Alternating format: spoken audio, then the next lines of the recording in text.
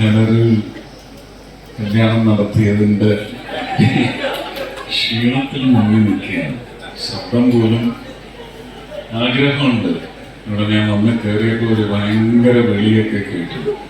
അതിനേക്കാൾ മുകളിൽ എത്തി വിളിക്കണമെന്നൊക്കെ ആഗ്രഹമൊക്കെയാണ്. സെലിബ്രേഷൻ എന്ന് പറയുന്നതിന് ദൈവം പറഞ്ഞ ഒരു മാനം, എന്താണ്, മനം കുളിർക്ക് അനുഭവിച്ച ഒരു അച്ഛനായി തന്നെയാണ് ഞാൻ ഇപ്പോഴും തുടർന്നു കൊണ്ടിരിക്കുന്നത്. അങ്ങനെ ഒരു അച്ഛനായിട്ടാണ് ഞാൻ ഇവിടെ വന്ന് നിൽക്കുന്നത്. സ്വാസികയ്ക്ക് സ്വന്തം അച്ഛനും അമ്മയും എല്ലാം ഉണ്ട്.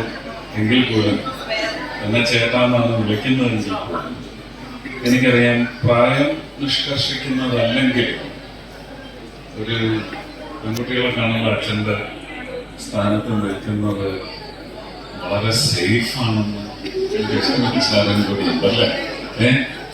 ഈ ഇങ്ങനെ ചില ആൾക്കാരൊക്കെ കച്ചയും കെട്ടി ഇറങ്ങിയിരിക്കുന്നത് കൊണ്ട് വളരെ സേഫ് അതാണ്. ഇപ്പൊ തോളത്ത് കൈവച്ചപ്പോഴും ഞാൻ അതാണ്, ഇതിപ്പോ ഞാൻ കേസ് കൊടുക്കും. ഒരുപാട് സന്തോഷം.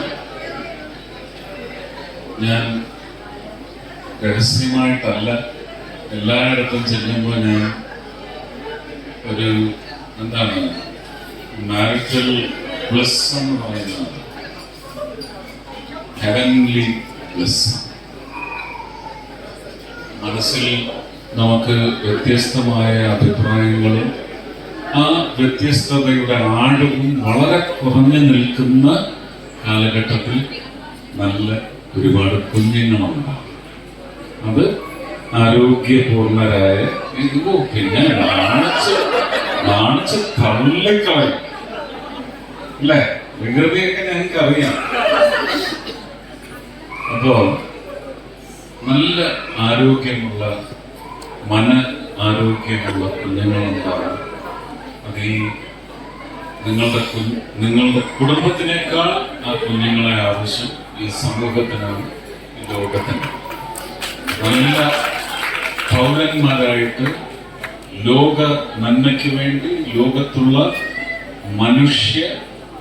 മണ്ണിന്റെ എല്ലാ ഉൽപ്പന്നങ്ങൾക്കും, അത് മരമായാലും മൃഗമായാലും മനുഷ്യനായാലും മണ്ണിന്റെ ഉൽപ്പന്നങ്ങൾക്കെല്ലാം സംഭാവനകൾ ചെയ്യുന്ന പൗരന്മാരായി അവരെ വളർന്നു വരണം. അങ്ങനെ വളർത്തിക്കൊണ്ടുവരാനുള്ള ഒരു കപ്പാസിറ്റി അച്ഛനും അമ്മയ്ക്കും ഉണ്ടെങ്കിൽ ഒരുപാട് കുഞ്ഞുങ്ങൾ ഉണ്ടാകുന്നതാണ് ഈ ലോകത്തിന് നല്ലത്. അവിടെ നമ്മൾ മറ്റ് മാർഗങ്ങളൊന്നും അവലംബിക്കരുത്. അപ്പോൾ നിങ്ങൾക്കും അങ്ങനെയുള്ള നല്ല മക്കളുണ്ടാവട്ടെ. നിങ്ങൾ വഴി ഈ രാജ്യത്തിന്, ലോകത്തിന് ഒരുപാട് നല്ല ലോക പൗരന്മാരുണ്ടാവട്ടെ എന്ന് മാത്രമാണ് ഈ വേദിയിൽ നിന്ന് ആശംസിക്കാൻ, ആത്മാർത്ഥമായി ആശംസിക്കാൻ എനിക്ക് തോന്നുന്നത്. ഇതിനകത്ത് ഏറ്റവും സന്തോഷിക്കുന്നത് നിങ്ങളുടെ അച്ഛനമ്മമാരായിരിക്കും. അവരിനി ഇത് പറഞ്ഞ് മെനക്കെടണ്ടല്ലോ എന്ന് പറയുന്ന വിചാരമുണ്ടാകും. അപ്പോൾ തീർച്ചയായിട്ടും ഇതൊരു നല്ല നിമിത്തമായിരിക്കട്ടെ.